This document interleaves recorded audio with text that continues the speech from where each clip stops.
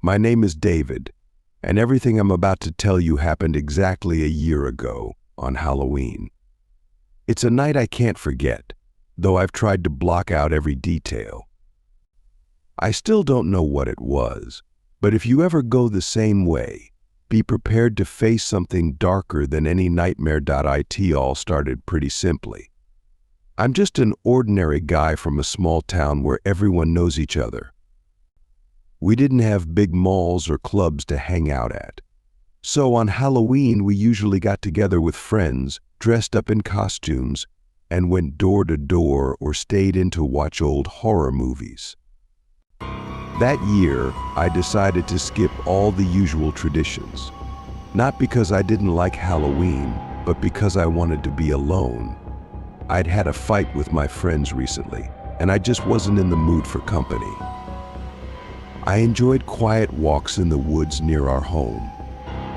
There was something calming about the crunch of fallen leaves underfoot and the cold air against my face. That night, I decided to head into the woods.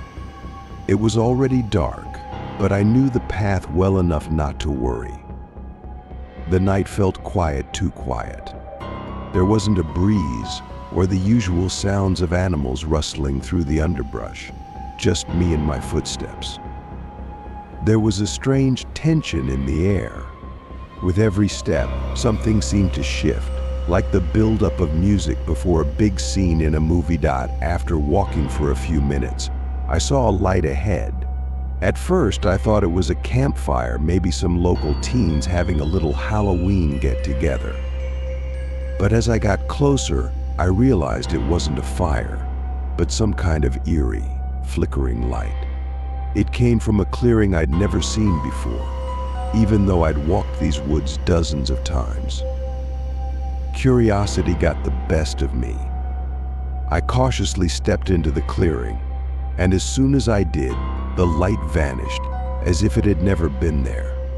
Darkness swallowed me whole, and I couldn't even see my hands in front of my face.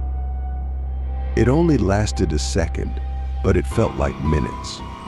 My heart started pounding in my chest, and that's when I heard a whisper.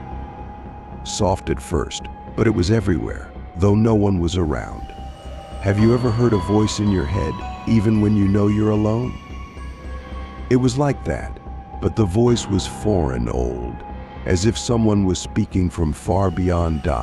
Why are you here? The voice whispered, freezing me in place. It was like the world around me had changed. I wasn't in the same forest anymore. I could feel it. The leaves beneath my feet no longer crunched, and the air grew thicker, heavier. It was like being in a vacuum where no sound could escape, except for that terrifying whisper. Who are you? I asked, though I wasn't sure I wanted an answer.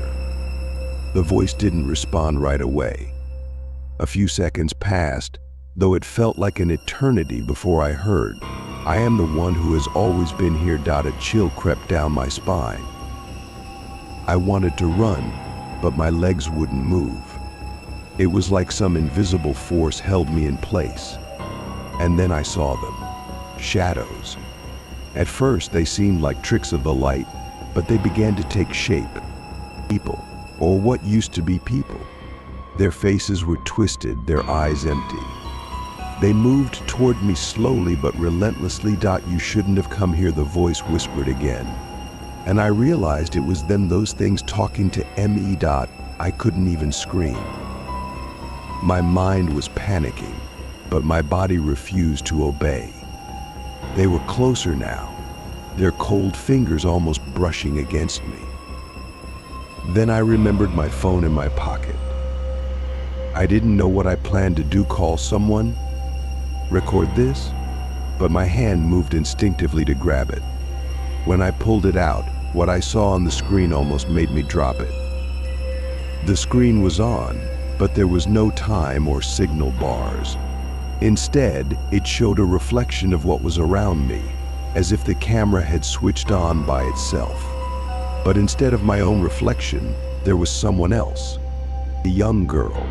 She stood exactly where I was standing, her face contorted in terror. I recognized her. It was Alice, the girl who had disappeared in these woods a few years ago. They never found her. She looked like she had been lost in time, but at the same time there was something in her eyes that told me she knew more about what was happening than anyone else. And then she started speaking, though her lips never moved.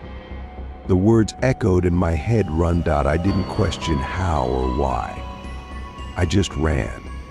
My legs finally obeyed, and I sprinted through the forest. Those things were still behind me, their footsteps growing louder. I didn't look back. I just ran, trying to find a way out of this nightmare. It felt like I was running for hours, but the forest seemed endless. Suddenly, I burst out onto a road. It happened so abruptly that I nearly fell. The pavement beneath my feet felt unreal after everything I'd just experienced. I stopped, gasping for breath, but the shadows no longer followed me. The forest stood behind me, silent and dark, just like before. I made it home, but nothing has been the same since. Every night I dreamed the same dream. The clearing, the light, the shadows, and always the voice asking, "Why are you here?" I can't answer. Maybe I never will. But I never go back to that forest.